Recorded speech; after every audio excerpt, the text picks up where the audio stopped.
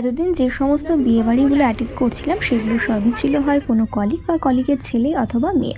কিন্তু আজকে যাচ্ছি আমি আমার স্কুল ফ্রেন্ডের বিয়েতে। ভীষণ মিষ্টি আমার একটা বান্ধবী, তারই ছিল আজকে বিয়ে। তো রেডি হয়ে আমি আর জান্নাতুন দিয়ে চলে গেলাম অনুষ্ঠান বাড়ি। আর অনুষ্ঠানটি সুসম্পন্ন হয়েছে পাটিকা বাড়ির শেষ মহলে। আমাকে এবার একটু বোবো লাগছে।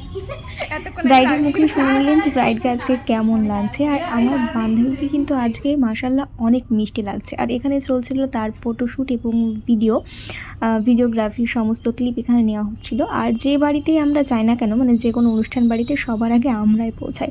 আর এখানে অনেক বড় একটা দায়িত্ব পালন করতে হচ্ছিল, মানে বান্ধবীর সঙ্গে ফটোশ্যুটের কাজে লাগলাম।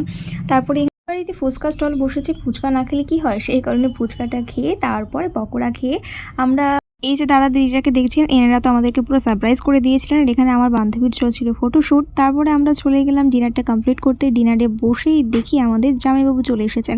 জামাইবাবু কিভাবে এন্ট্রি হচ্ছে সেটা না দেখলে কি হয়, সেটা তো আমি একদমই মিস করতে চাইনি।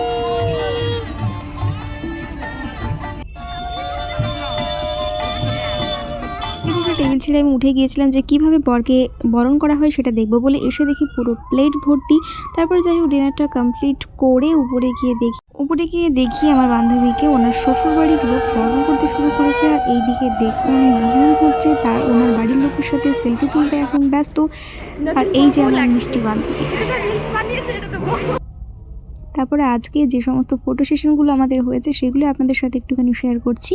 আর এটা আমার বান্ধবীর গায়ে হলুদের লুক, বাট আমি গায়ে হলুদ অ্যাটেন্ড করতে পারিনি। সো আমার বান্ধবীর বিয়ের ব্লগটা আপনাদের কেমন লাগলো অবশ্যই জানাবেন। এবং আজকের ব্রাইড এবং গ্রুমের ম্যারিড লাইফ যাতে আরও সুখের হয় সেজন্য সকলে তাদেরকে ব্লেসিংস দেবেন। দুর্দানের পরে আরও বেশি সুন্দর লাগছে। এই যে আমার সাথে কোয়েল। এবারে ব্লগটা এখানে শেষ করছি, সকলেই ভালো থাকবেন।